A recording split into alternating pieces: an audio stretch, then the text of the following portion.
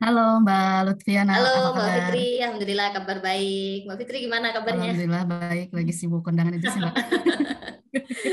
Sapa nggak di sana? Masih kalau bulan gini mah nikahan terus pokoknya. Iya, ya. Sama tema kita hari ini teman-teman kita akan membahas soal fenomena nikah muda gitu dan juga apa sih yang harus dipersiapkan gitu hal untuk menikah gitu terutama di usia-usia yang sangat muda gitu. Nah, kali ini aku bakalan ngobrol bareng Mbak Lutfi ini salah satu kontributor Mubadah ini juga. Teman-teman mungkin nanti bisa baca juga tulisannya di mungkin bisa untuk pembuka di apa ya disampaikan terlebih dahulu sebenarnya pesan apa sih yang mau disampaikan dari tulisan itu Mbak? Ya, terima kasih sebelumnya Mbak Fitri, terima kasih juga teman-teman Mubadalah. Tak hanya kesempatan buat menuangkan gagasan, tapi juga dikasih kesempatan buat ngobrol langsung gitu sama teman-teman dari Mubadalah. Jadi sebenarnya awalnya tuh realitas di Instagram dulu gitu ya. Jadi di Instagram itu kan pasangan muda yang nikah muda itu dia tuh kayak merepresentasikan sebuah kehidupan yang perfect gitu loh, sehingga nikah muda itu menjadi padahal apa namanya akhirnya apa? Semua permasalahan itu seolah-olah solusinya Iya. adalah nikah aja gitu. Terus habis punya masalah sama orang tua mungkin dimarahin orang tua gitu ya. Kemudian udahlah nikah aja gitu. Atau di TikTok juga gitu kan. Tatanannya itu yang kayak masih muda gitu. Terus dia punya rumah yang rumah-rumah apa Nggak ya yang mebel lah gitu ya. Instagramable gitu yang rumah-rumah kecil gitu lah ya. Kemudian kalau suaminya pulang menunggu gitu-gitu kan, itu kan rata-rata loh. Terus ya sebenarnya tuh awalnya dari situ dulu gitu loh. Artinya sebenarnya itu merespon fenomena kalau yang sekarang ini kan dikit-dikit ada banyak hal yang harus dipersiapkan sebelum menuju ke jenjang itu Iya, gitu. iya. Setuju banget sih Mbak. Apa ya? Kayak media sosial tuh sekarang tuh kayak guru gitu tuh ya. Apa yang kita lihat, apalagi di TikTok tuh, apa yang kita lihat di TikTok tuh misalkan jadi korbannya gitu. Pengen beli inilah, jadi itulah. Ya, aku juga mengalami gitu. Apa ya? Circleku, maksudnya teman-teman di sekitarku juga banyak yang kayaknya indah gitu tuh, nikah muda tuh indah gitu. Punya temen kemana-mana ditemenin apa ya istilahnya kayak pacaran halal kayak gitu-gitu. Nah, ini juga menarik sih Mbak. Apa ya? Apa tanggapan Mbak Lutfi sendiri gitu dengan fenomena ini gitu dengan banyaknya teman-teman yang kayaknya nikah itu adalah solusi gitu nah kayaknya eh, apa sih nikah itu kayaknya sebuah tujuan perempuan gitu nah menurut Mbak Lutfi sendiri kayak gimana tuh? Ya, sebenarnya sih saya nggak Hmm. menolak ya Mbak ya, misal pernikahan muda gitu ya, saya nggak menolak. Tapi syaratnya harus harus sudah siap dulu itu loh. Intinya Iya, iya, siap iya. dulu, baru kemudian memutuskan untuk Hmm. nikah gitu. Kenapa? Karena itu yang poin Hmm. pertama, saya Hmm. tidak menolak nikah. Karena ya itu ketulisan beberapa hal yang itu kayak aku menganggap itu tuh sebuah indikator gitu Hmm. Mbak Fitri. Kalau misal indikator ini sudah tercapai ya why Hmm. not? Misal 20 tahun dan merasa kayaknya sudah Oke. indikatornya yang sesuai, jangan jadikan menikah Hmm. itu sebagai kayak jalan pintas gitu loh. Itu Hmm. Hmm. enggak seindah gitu loh, enggak seindah apa yang ada di sosial Hmm. media gitu maksud saya. Nah, kemudian juga saya juga kalau mendukung pacaran enggak juga gitu loh. Jadi Hmm. Hmm. solusinya tuh bukan bukan ke situ gitu. Itu juga Artinya ya, berarti ya benar. pacaran boleh, nikah nggak Hmm. boleh. Dua-duanya pacaran udah Iya, jelas iya. gak boleh kan, Hmm. memang di syariatnya udah jelas sebagai tujuan hanya karena biar Hmm. bisa gandengan kemana-mana dan halal, kayaknya harus dipikir Iya. dulu deh kan ketika seseorang itu menikah gitu loh. Kemudian Hmm. misal memang itu oke lah kalau kita lihat di dunia nyata gitu ya, di dunia Instagram gitu ya, kelihatannya kok Hmm. enak banget gitu ya, kan memang yang Enak-enak ditunjukin iya itu yang yang indah-indah. indah-indah Hmm. gitu loh. Sekarang jangan kita itu kan selalu menginformasikan keberhasilan tapi jarang memfollow up kegagalan gitu. Hmm. Rasanya nggak mungkin kayaknya pasangan suami istri bertengkar atau mereka punya masalah yang di blow up sedemikian rupa, pasti yang ditunjukkan adalah ya yang Hmm. indah-indah. Poin gitu loh Mbak, saya kira Hmm. yang mungkin bisa jadikan masukan gitu ya sebelum nikah itu. Yang pertama, Ya, boleh, langsung aja boleh, nih boleh. ya, berarti langsung langsung saya sampaikan ini. Oke. Kali itu adalah dipastikan bahwa kedua belah pihak itu memiliki rencana finansial yang terukur Hmm. gitu. Sebenarnya kan kita selalu atur gitu, iya Ya, tuh. memang gitu. Di Al-Quran pun juga sudah dijelaskan kok, kita juga tahu gitu loh di surat apa namanya, sebenarnya saya lihat tulisannya juga ayat 6 dijelaskan bahwa setiap makhluk hidup sudah punya rezeki, ya kita meyakini itu. Kemudian di surat An-Nur ayat 32 juga bahwa iya kita juga meyakini itu gitu loh. Tapi janji Tuhan itu kan baru bisa terrealisasikan lewat ikhtiarnya Ya. manusia gitu. Misal nah salah satu bagian ikhtiarnya itu adalah itu. Nah, Maksud saya rencana finansial yang ditulisan itu sebenarnya bukan berarti wah berarti harus sudah punya penghasilan sekian juta, enggak. Karena ketika kita sudah menuju ke jenjang rumah tangga gitu, sebenarnya yang lebih perlu akan memperoleh sumber penghasilan dari mana nih, dan itu harus didiskusikan baik laki-laki maupun perempuan gitu. Artinya misal makanya menjadi salah besar jika perempuan itu nikah dengan alasan faktor ekonomi, maksudnya saya mau nikah cepet biar nggak pusing mikir uang gitu ya, apa ya, semacam kekecewaan gitu, karena memang menikah itu pada dasarnya ya harus dua-duanya gitu, bagi laki-laki baik perempuan itu juga harus benar-benar clear pembahasannya di awal itu, kira-kira pekerjaannya seperti apa itu harus jelas gitu, karena sebenarnya Mbak Fitri yang poin pertama ini,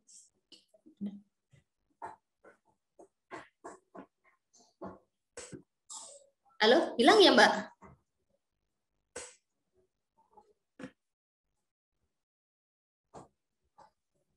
Halo?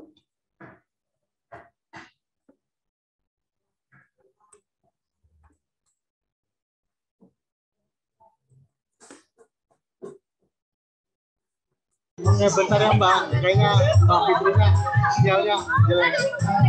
Oke.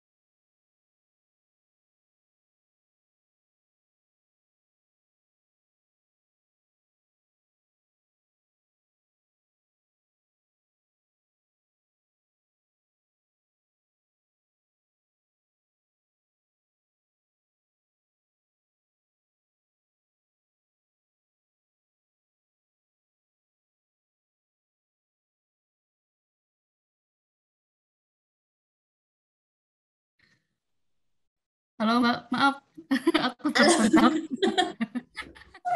Oke. Tadi Hilang ya. Mas Fauzan tadi sampai mana? Oke, sampai itu sih Oke, perencanaan lanjut aja Mbak, finansial. biar nanti disambung. Lanjut ya. Oke.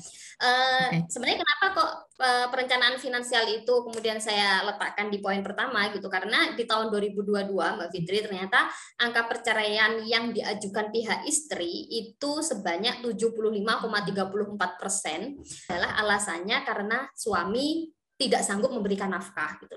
Artinya dari awal pernikahan itu merasa bahwa nafkah itu hanya tanggung jawab suami aja gitu loh. Maka ketika dianggap alih-alih kemudian mencari solusi, aduh gimana nih, misal keuangan apa yang bisa dilakukan oleh pihak istri, suami harus melakukan apa gitu, harusnya kan diselesaikan berdua gitu loh. Tapi kalau dari datanya ini ya 70 dengan alasan suami tidak sanggup menafkahi gitu loh. Maka bagian yang kedua ya, tapi bagian yang pertama yang penting finansial itu harus jelas memang didiskusikan di awal gitu loh. Kemudian saya kira dari pihak perempuan juga dasar pekerjaan suaminya apa. Gini, saya rubah kata-katanya. Jangan mencari suami karena pekerjaannya, tapi carilah pasangan yang berbeda ya, saya kira. Kalau kita mencari pasangan karena pekerjaannya, cintanya juga akan hilang gitu loh, dan kita nggak ada yang menjamin kan apakah pekerjaan itu selamanya akan melekat gitu kan. Seseorang yang mau bekerja gitu, maka ketika ada permasalahan finansial, nah itu bedanya kalau kita menikah karena pekerjaan orang atau kita menikahi laki-laki yang mau itu gitu loh. Upayakan diskusi tentang finansial itu memang clear di awal seperti itu. Itu sih Mbak poin pertamanya. Mungkin soal ini juga ya Mbak, soal di sebelum menikah gitu, di sumbernya dari mana, lalu pengelolaannya seperti apa, juga itu juga penting ya Mbak ya, untuk dibicarakan. Kadang aku juga menemukan fenomena atau kasus kayak gini loh Mbak, kayak kita sepakat gitu, misalkan pengelolaannya misalkan nggak matang dan ujung-ujungnya misal laki-lakinya itu menyalahkan perempuannya yang nggak apa ya, nggak cakap gitu untuk mengelola keuangan itu. Nah, menurut Mbak Lutfi sendiri gimana nih mengatasi itu gitu? Ya, benar sih Mbak, saya seperti dari mana pengelolaan itu juga penting gitu ya. Nanti maksudnya saya sih sebenarnya memang terpusat gitu loh, baik itu di pihak laki-laki maupun di pihak perempuan gitu loh. Terpusat itu artinya pendapatan suami dan istri itu dikumpulkan ke satu orang yang dianggap perempuannya bisa gitu loh, belum tentu juga si laki-lakinya bisa. Jadi mana kira-kira dari dua pihak ini yang memiliki kapabilitas untuk membagi gitu loh, karena memang kalau finansial itu enggak, kemudian kita tidak punya perencanaan, ya susah untuk keluarga muda itu gitu. Apalagi masih seneng traveling gitu kan, kemudian lupa sampai merencanakan, enggak baik juga untuk kesehatan keuangan gitu loh. Nah, makanya yang paling penting ya satu orang itu, entah itu dari suami ataupun dari istri, kemudian itu yang mengelola gitu. Kalau misal dilimpahkan suami itu, yang kalau butuh apa-apa ya memang harus bilang ke manajer keuangannya gitu loh, ke istrinya buat apa uangnya dan lain sebagainya. Jadi manajemennya itu bagus, tapi bisa jadi juga manajernya itu adalah si suami. Kalau memang si suami ada dikelola masing-masing gitu, ya nanti malah justru yang ada menurut saya adalah ketidakpercayaan itu tadi gitu. Iya, oke, makasih Mbak. Nanti apa ya? Aku juga bisa belajar nih karena apa ya, soal ini tuh kadang tabu gitu untuk diobrolin gitu, apalagi sebelum nikah gitu. Jadi kayak kadang yang cewek juga disebut kamu matre ya gitu, misalkan tuh udah ngobrolin soal sumber keuangan dan sebagainya. Nah, mungkin itu juga dari Mbak Lutfi nanti bisa apa ya, bisa menjawab itu, bisa sedikitnya mencerahkan teman-teman yang merasa tabu untuk ngobrolin soal finansial. Nah, kalau oke, masalah tabu tadi ya, kalau saya kira sebenarnya bukan tabu ya, karena itu krusial soalnya Mbak. Itu bukan tabu gitu loh, karena apa namanya nanti syarat kedua itu baru clear kalau syarat pertama itu udah selesai di antara calon suami dan calon istri, sudah clear ya. Ibaratnya ternyata ketika di awal sebelum menikah penghasilannya keduanya ketika digabungkan, wah out of the expectation gitu ya. Misal, wah ternyata kalau digabung kok cuma segini ya, itu kejadiannya. Maka ketika menikah itu sudah nggak kaget dengan ternyata nggak banyak ya uang yang dihasilkan berdua. Nah berarti ketika membangun rumah tangga di awal itu ya harus memiliki manajemen yang benar-benar saling menuntut. Salah satunya aja itu udah bubar di awal udahan gitu. Misal aku nggak mau gitu, pokoknya aku maunya harus sudah ada rumah, jalan, terus traveling misal gitu.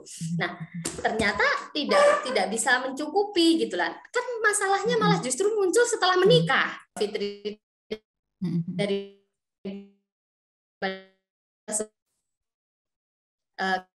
kira-kira gimana gitu malah permasalahan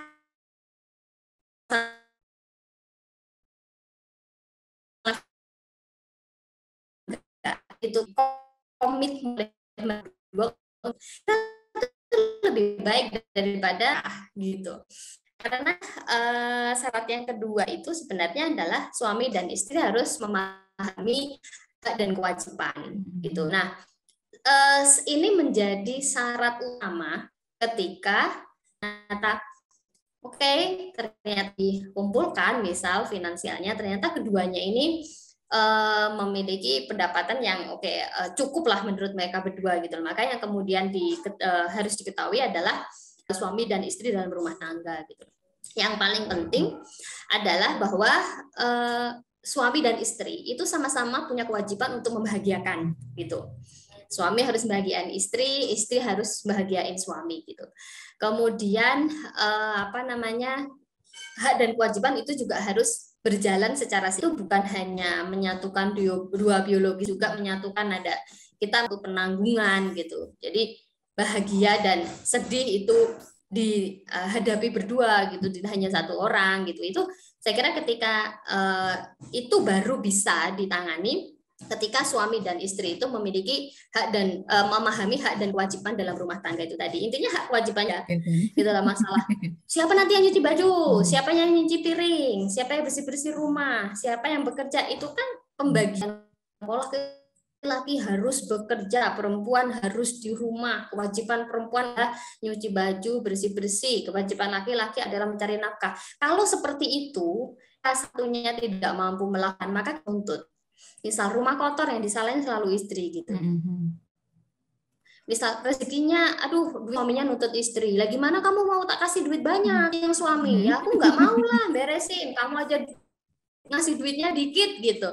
Nah itu terjadi karena keduanya itu nggak memahami hak dan kewajiban dalam rumah tangga gitu loh. Padahal saya ulangi lagi ya, pasangan dan haknya itu adalah menjadi bahagia gitu. Kalau sudah memahami hak dan kewajibannya adalah bahagia dan membahagiakan, maka kalau kurang nafkahnya ya ayo dicari bersama gitu kan. Kalau anaknya itu ternyata belum ada yang ngurusi, ya ayo kita urusi bersama gitu. Kalau seperti itu, ketika kita sudah berkomitmen untuk melakukan semuanya bersama, sudah bisa dong nikah muda pun juga nggak masalah gitu. Nah kemudian saya dan suami itu sebenarnya kalau dibilang nikah muda banget enggak, karena 24 gitu. Kami itu ketika menikah itu kan baru banget lulus S1 gitu. Kemudian kita masih bekerjanya itu yang magang gitu ya, belum bekerja yang tetap freelance kayak gitu-gitu. Itu sudah clear. Ya hanya freelance gitu loh Mbak, belum punya pekerjaan yang kalau ditanya orang kerjanya apa itu kita tuh masih belum bisa jawab. Hanya kerjanya gitu. Dan pertanyaan selanjutnya, kok udah ya kalau dibilang sekarang kan saya sudah masuk ke tahun ke-7 ya. Ya, kalau melihat yang sekarang, kemudian lihat saya teringat 7 tahun yang lalu, dan malah saya secara pribadi tidak merekomendasikan gitu loh. Susah itu dalam artian gini, kalau kita nggak sama-sama menyadari posisi, kalau dua-duanya menyadari gitu loh, ya itu tidak akan berat. Saya ngerasa kenapa 7 tahun yang lalu itu tidak berat, karena kebetulan itu jadi suami juga menjelaskan kehidupannya, saya juga menjelaskan bagaimana kehidupan yang saya jalani gitu. Jadi semuanya berjalan, artinya susahnya itu ditanggung bareng gitu loh. Susahnya ditanggung bareng. Sebenarnya ya nggak saling menyalahkan gitu, karena nggak tahu sih ini kayaknya dikat juga nggak apa-apa ini karena saya saat itu tuh kita masih sama-sama di Jakarta ya, saya masih proses S2, kemudian suami masih proses menyelesaikan skripsi. Saya nyari beasiswa S2 dan suami menyelesaikan skripsi. Gitu. Nah, kemudian tapi sama-sama sudah punya penghasilan dari menikah kemudian langsung menempati rumah yang bagus, enggak, karena kita ngontrak benar-benar di tempat yang cuman satu ruangan dengan satu kamar mandi. Itu posisinya masuk itu kita belum punya apa-apa gitu. Dan kita per bulan akhirnya itu merencanakan bahwa oke, bulan pertama kita beli apa dulu, kemudian bulan kedua, gaji bulan kedua kita belikan lemari gitu, gaji bulan 3 dan lain sebagainya itu. Jadi memang benar-benar mulainya tuh dari buat makan itu beli sendiri gitu loh. Dan itu kalau saat itu memang saya nggak ngerasa itu adalah beban, karena memang kita ngerjakannya bareng gitu loh. Misalkan yang masak, yang nyuci gitu. Kalau misal suami yang kerja, ya saya yang di rumah yang menyelesaikan itu gitu loh. Tapi perjalanannya memang panjang sih sampai menuju titik sekarang ini gitu. Tapi artinya kalau misalnya saat itu 7 tahun yang lalu itu salah satu dari saya atau misal saya bilang, gimana sih kamu laki-laki kok tidak menyediakan rumah yang layak untuk istri gitu misal, atau suami juga nuntut gitu, gimana sih kamu perempuan kok nggak bisa masak enak gitu misal, ya kayaknya nggak berlanjut gitu. Tapi karena saat itu ya prinsipnya ya jadi sesimpel itu gitu loh, nggak usah masak ya udah nggak usah gitu, capek nih ngelondri aja yuk, ayo gitu. Terus ya sesimpel itu, kita buat simpel aja kan, karena ini kebetulan dapat yang sefrekuensi Mbak Vi.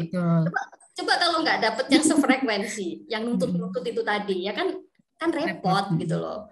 Nah makanya terus yang terakhir itu sebenarnya saya menulisnya itu landas itu bukan berarti mencari hanya yang intinya gini, landasan spiritual itu tidak hanya terbatas pada ibadah mahdoh yang dilakukan oleh seseorang gitu loh. Misal kenapa kamu gitu, ternyata baik agamanya pun juga nggak cukup kok Mbak Vi, karena baik agama itu tidak bisa dijadikan indikator bahwa seseorang itu memiliki kebaikan yang sama secara sosial gitu loh, bisa dipukul rata gitu loh. Tapi beberapa kasus-kasus mau kekerasan seksual, pelecehan seksual yang ternyata banyak dilakukan oleh mereka yang memiliki pemahaman agama yang baik, itu menunjukkan bahwa bukan hanya standar ibadah mahdohnya, relasi sosialnya itu juga bagus juga gitu loh. Karena suami dan istri itu harus gini, apapun tindakan suami istri dalam rumah tangga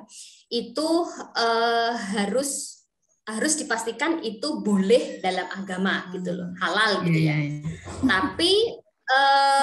Tapi gini, saya itu sebenarnya Rofiah yang halalan, thayyiban, wa ma'rufan itu loh Mbak. Halal tuh ternyata nggak cukup, harus thayyib juga gitu loh. Dan rumah tangga juga gitu. Misal halal ya, memastikan pasangan suami istri yang dilakukan semuanya adalah halal gitu loh. Kayak misal hubungan suami istri halal gitu, tapi kalau istri dalam keadaan haid, itu kan tetap nggak boleh kan gitu. Nah, maka semuanya itu yang dalam rumah tangga itu yang pertama harus dipastikan halal dulu dan thayyib gitu loh. Nah, kemudian dalam tindakan suami istri itu juga harus dipastikan apakah tindakannya itu baik atau tidak gitu loh. Kayak misal merencanakan kehamilan itu kan baik nih gitu loh. Tapi kalau misal hanya merencanakan kehamilan tanpa persetujuan istri, itu kan juga tidak baik. Aku kepala rumah tangga, misal aku yang menentukan. Tapi kan yang punya sistem reproduksi tetap perempuan gitu. Nah, makanya itu halalan, thayyiban, wa ma'rufan itu semua kegiatannya itu harus benar-benar di 3 koridor itu gitu loh. Kemudian harus dipastikan juga apakah yang dilakukan itu pantas atau tidak gitu loh. Misal suami menegur juga boleh, karena kita kan ya manusia, saling menegur itu boleh untuk kebaikan. Tapi harus dilihat itu pantas atau tidak. Misal negurnya lewat status WA gitu, atau lewat IG gitu. Karena kalau kita masih, kalau misal usia muda ya Mbak, usia 20 lah kasarannya, itu kan masih seneng-senengnya, jangan 20, yang umur 30. Semua distatuskan ya? Semua distatuskan gitu. Dengan dalih, ini kan untuk kebaikan suami. Itu enggak, itu untuk kebaikannya sendiri, itu bukan untuk kebaikan suami gitu. Artinya ya dikit-dikit gitu, upload di sosmed, kemudian status WA gitu. Akhirnya semua orang kan tahu permasalahannya gitu loh. Artinya itu kan juga nggak baik gitu. Artinya boleh kan, tapi boleh menegur pasangan itu boleh gitu. Tapi harus dipastikan cara menegurnya. Saya kira memang kalau landasan spiritual itu nggak hanya sekedar ibadah mahdohnya saja, tetapi lebih kepada bagaimana relasi dia dengan orang lain itu baik atau tidak gitu. Kalau ibadah mahdohnya baik banget, misalnya ansos itu loh, nggak bisa menghargai orang dan lain sebagainya, berarti ada sesamanya itu nanti berpotensi juga dengan berkorelasi erat sebenarnya dengan bagaimana dia mentreatment anak dan juga istrinya kelak ketika sudah berumah tangga gitu sih Mbak sebenarnya. Dan memang ini tuh nggak mudah gitu loh, dan sebenarnya nggak hanya pasangan muda aja, pasangan gitu sepertinya memastikan ketiga hal ini tuh benar-benar diketahui pasangan gitu ya. Nah kalau yang udah usia tua, saya kok tua sih kayaknya nggak enak banget bahasanya, usia usia di atas 30 aja susah untuk membuat ini gitu, memenuhi ini, apalagi yang masih labil gitu loh. Itu kan makanya. Iya, menarik banget Mbak Lutfi, apalagi tadi soal cerita bagaimana proses membangun rumah tangga itu ya, karena itu memang jarang sekali gitu disampaikan gitu. Nah, yang lagi romantisnya dan sebagainya, tapi soal hal-hal itu yang mungkin bisa saja terjadi gitu, apalagi di kalangan kaum kita ya yang masih miskin gitu. itu juga harus jadi pengingat kita gitu, bahwa ya proses menikah itu begitu gitu, proses membangun rumah tangga itu ya memang tidak mudah gitu. Tadi kata Mbak Lutfi, jangankan yang masih muda, yang memang sudah di usia yang di atas 30 juga masih sama mengalami kesulitan itu. Nah itu juga menarik Mbak Lutfi. Oke, mungkin terakhir nih Mbak Lutfi, ada nggak sih sekalian closing statement ya, apalagi untuk followers Mubadalah nih, apa sih gitu yang harus kita pegang gitu prinsipnya kita sebagai anak-anak muda saat ini? Silahkan Mbak Lutfi. Sebenarnya apa ya pesannya ya, gini, menikah bisa jadi yang sama, dia juga bisa akan menjadi menambah permasalahan gitu, karena kalau dari awal kemudian seseorang itu memutuskan menikah untuk melepaskan satu permasalahan, maka siap-siap untuk menghadapi masalah yang lain gitu. Tapi kalau memang keduanya memang sudah siap menerima kekurangan, kalau menerima kelebihan kayaknya nggak ada deh yang menolak menerima kelebihan ya, semuanya menerima kecuali kelebihan berat badannya. Tapi menerima kekurangan itu sebenarnya yang paling penting banget. Jadi sebelum menikah sebenarnya yang perlu dipastikan adalah pahami kekurangan. Ini yang sering terjadi, jangan tergiur pekerjaan, baik itu buat laki-laki dan perempuan gitu, karena laki-laki yang mencari perempuan yang mapan secara pekerjaan juga banyak dan sebagainya itu. Kemudian jangan juga menikah karena orang tuanya gitu, misal karena yang kita nikahi adalah anaknya gitu. Dia anaknya, misal jangan dia anaknya Iya. orang yang tokoh agama gitu lah, misalnya tokoh agama gitu lah ya, kiai, anaknya kiai gitu. Yang kamu nikahi itu anaknya adalah dengan anaknya gitu loh, dengan suaminya maksudnya. Jadi ataupun dia anaknya orang kaya nih misalnya, yang kaya tuh orang tuanya, yang kita nikahi adalah anaknya gitu loh. Itu yang sering terjadi kan kayak gitu kan, Mbak. Dan itu benar-benar harus memang diperhatikan gitu. Jadi saya kira jangan menikah hanya karena ingin lari dari permasalahan, karena kamu akan menemui masalah yang baru gitu. Karena pernikahan yang sesungguhnya itu tidak seuhuh yang ada di sosial disampaikan oleh pasangan-pasangan itu gitu. Oke, terima kasih Mbak Lutfi. Itu ya teman-teman.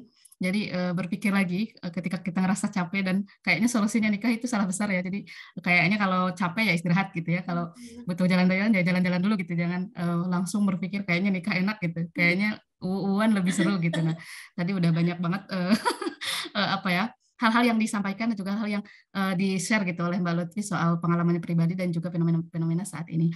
Oke, terima kasih Mbak Lutfi sudah berbagi dengan kami, dengan teman-teman Mubadalah dan juga teman-teman Salingers, baik itu followers IG, YouTube, TikTok, dan sebagainya. Mudah-mudahan itu jadi salah satu pencerahan untuk teman-teman yang masih galau gitu, meniti karir atau menikah gitu, atau mending kuliah dulu atau nikah dulu kayak gitu-gitu, atau kerja dulu atau nikah dulu gitu. Makasih ya Mbak Lutfi atas ilmunya.